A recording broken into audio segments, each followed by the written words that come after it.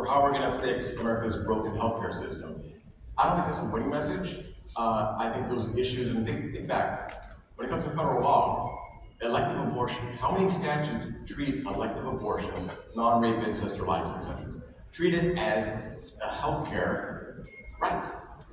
Zero federal laws treat abortion as elective abortion as a healthcare right. Because the American people, time and time again, have said, so long as it can be legal some places, and we don't want the American public, the taxpayer, to be paying for it. That's why the Hyde Amendment and Biden administration is against it. We don't want to force doctors and hospitals, especially religious ones, to be forced to participate in abortion.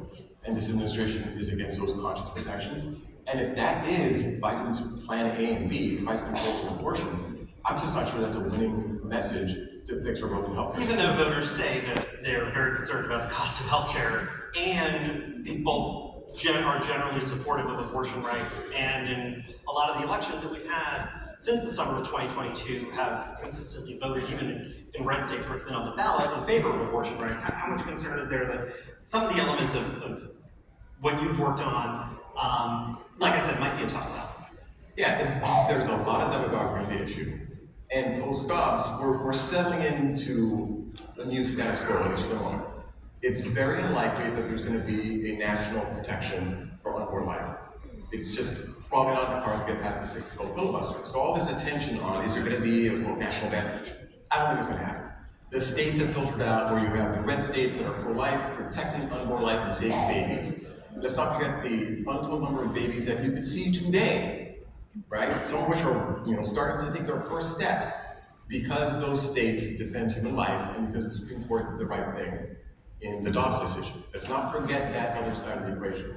Other states have gone another way. They're doubling down on abortion, and you're not going to see a national limitation or protection. So what's the issue? What can the president do with executive power? We've seen Biden try to put abortion everywhere he can in the federal government, the agencies, DOD, the VA, HIPAA, trying to define unborn persons to not be included under HIPAA. President Trump, if he gets reelected, would undo all of those and reestablish the pro-life positions he had before. Okay, I do want to move on to other topics other than abortion in this panel, and we only have about 10 minutes remaining. Healthcare is, obviously voters hear different things when they hear about healthcare. That's become increasingly clear even after Dobbs, whether it's affordability or the opioid crisis or abortion. Shanta, I want to go back to you real quick. Half of Americans don't know about some of the Biden administration's efforts to reduce drug costs, which, Republicans call price controls. Obviously, the Democrats will frame it differently for people. Putting the sort of policy implications aside, why do you think people don't know about these efforts? Why don't they either get more credit or more blame? So I think there's so much message clutter and there's so much information coming at people. And we also have to realize that these conversations are not what's top of mind for folks. What's top of mind for people are decisions around, do I purchase my medication, or do I pay my rent, or do I pay my light bill?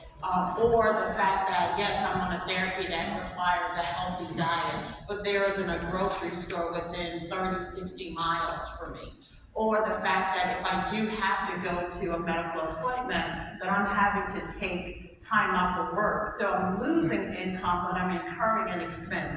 These are the things that are top of mind of everyday people. And so we're asking them to try to decipher all of this message clutter when they're basically saying, look, why can't we design a healthcare system that is just as beneficial and serves the people on Florida Avenue here in DC, the same way that it supports those on the south side of Chicago, the same way that we support those who may be low income in Memphis and these other areas. So we keep wanting to put the onus and the responsibility on people and patients. The onus and the responsibility is on us to decipher this. We have to decomplex healthcare and design a system that people can understand, people can access, and people can afford. Dr. Bennett, get into what people think about healthcare via social media, and it's a problem we're also grappling with in the political world when we talk about misinformation. And so one of the things I'm wondering, colleague of mine recently wrote the book that was published this week, my colleague Sasha Eisenberg, on political misinformation and the efforts to debunk that in the 2020 election, particularly. Obviously, you've been trying to do that in the healthcare space.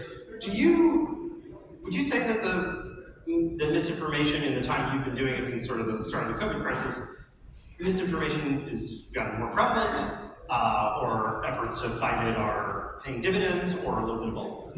Yeah, I definitely think that it's probably gotten worse since the beginning of the pandemic, in terms of not just COVID misinformation, vaccine misinformation, but just healthcare misinformation in general. And I think it's just, social media gives everyone an equal platform to talk about whatever they want to talk about, whether or not they're an expert. So what I found during the pandemic, because I started with social media when the pandemic first started in New York City, I joined TikTok as an outlet to de-stress, and I quickly found that it was the largest stress of my life besides the pandemic because of all the misinformation I was seeing. Because I was facing the reality of an actual pandemic in the hospital, seeing the impact that this disease had on my patients, on my community, and then seeing TikToks talking about how the pandemic isn't real, or how masks are going to give you cancer and you shouldn't wear them, and you shouldn't follow any health advice, that the CDC is corrupt. And I think, healthcare workers have to tackle this head on. We're the ones that are on the front line of this. And a lot of people get their news, their healthcare information from social media, and it's a double-edged sword. It can provide a lot of resources for people, but then it can provide a lot of avenues for misinformation to take off, and it can actually impact people's health. There's a lot of misinformation on social media, conspiracy theories that really don't impact me. Does Bigfoot exist? I really don't care. I'm a doctor, but the implications of medical misinformation impact my patients. I've had patients come in very sick with COVID and refusing the vaccine because of something they found on TikTok or Twitter, for instance, X now, that negatively impacted their view of it, and it's impacting their health. So that's why I'm very passionate about trying to do healthcare as best I can. Molly, you look at public opinion in healthcare sort of from that 30,000 foot view, and trying to get a representative sample rather than some of the individual anecdotes. I'm curious, and you've been doing this for a long time. I'm curious, what's the biggest challenge in polling on healthcare? Whether it is people who believe things that may or may not be true, whether it is people's own personal, because it's a really complex issue and it's also such a personal one. I think healthcare is, as we talked about before, it is something that is just about the health and well-being of your loved ones, right? It is the most personal issue. And I think when we're polling about it, we need to really understand that interrelationship between how people think about accessing and financing healthcare and about the health and well-being of their family.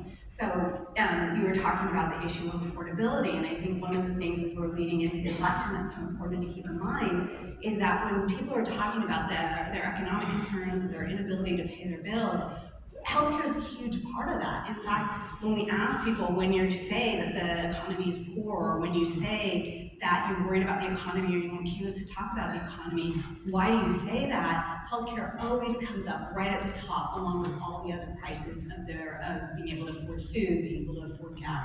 So this is something that people are making choices on a day-to-day basis. And the policies that we're talking about are complex.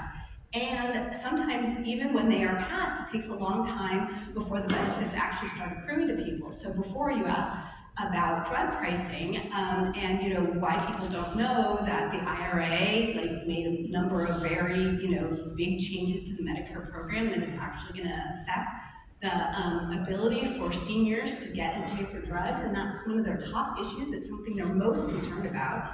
And with drug pricing, those benefits haven't started accruing yet. So the Biden administration and Congress didn't really necessarily get them credit for it because they don't know about these things.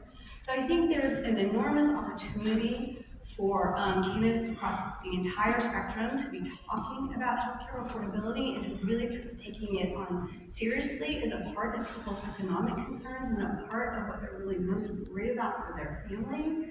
And it's also really is an issue that women do care disproportionately about. So it's sort of a winning conversation for everyone. Roger, I want to, so we only have a few minutes remaining. I want to kind of pin you down on a little bit of a light